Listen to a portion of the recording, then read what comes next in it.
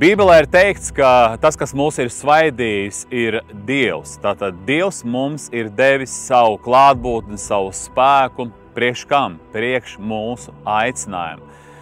Kas ir aicinājums?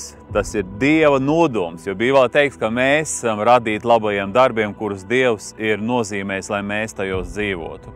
Tas nozīmē, ka Dievam ir nodoms, plāns, un Viņš grib, lai mēs šeit virs zemes daram to, ko Viņš vēlas.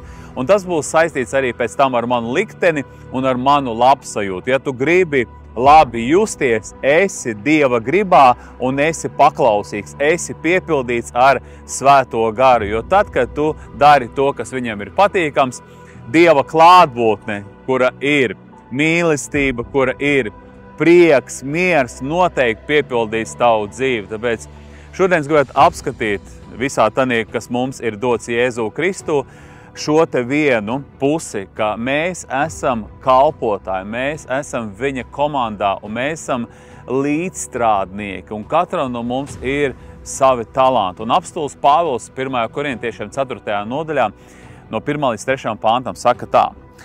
Tā, lai ik viens uz mums skatās kā uz Kristus kalpiem un Dieva noslēpumu namturiem. No namturiem galvenām kārtām prasa, ka tie būtu uzticami, bet tā man ir maza lieta, ka jūs mani tiesājat vai kāda cilvēku tiesa. Es neesmu arī pats sev tiesnesis.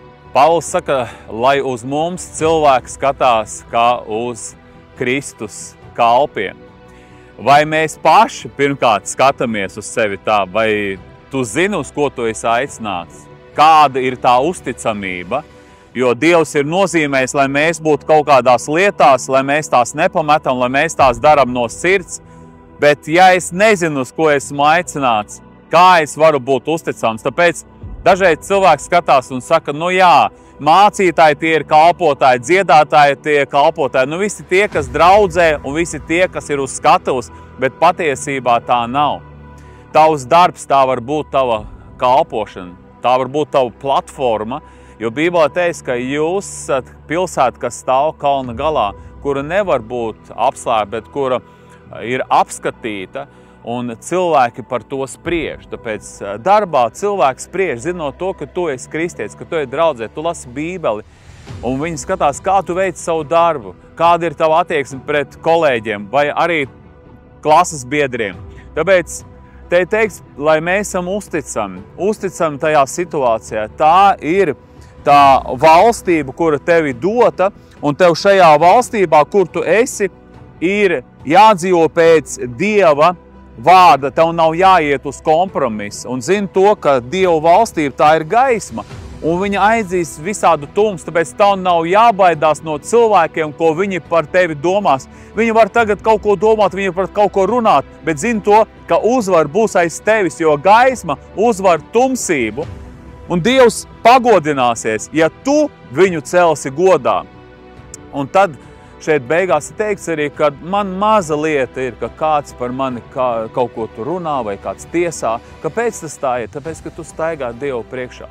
Es ļoti lūdzu, Dievs palīdz šim cilvēkam atrast to aicinājumu, jo tu esi teicis, ka tu mums esi devis katram savu talantu. Tu esi devis katram savu iespēju un spēku, un tu teici, lai katrs kalpo ar to dāvanu, ko saņēmis kā labs, dažāda veida Dieva žēlstības namturs. Tāpēc palīdz, Dievs mīļais, tu esi daudz mums devis atklāsmes, tu runā īpaši uz saviem kalpiem, tu mīli visus cilvēkus, bet īpaši tos, kas ir sadraudzībā ar tevi. Tāpēc lūdzu palīdz mums nebūt tādiem, kā tu teici, ko jūs sauc mani kungs, bet nedarāt, ko es jums saku. Tāpēc sveitī, Dievs dārgais, lai mēs darām visu pēc tavu prātu. Es pateicos tev par visu. Es lūdzu, Dievs sveitī šo cilvēku, lai viņš zina, kāds ir viņa aicinājums, kas viņam ir jāpadara, un dod viņam būt tavas gribas centrā. Es to lūdzu Jēzus Kristus vārdā. Āmen. Noteikti piesako manam kanālam un dalies ar citiem, lai Dievs sveitī tevi.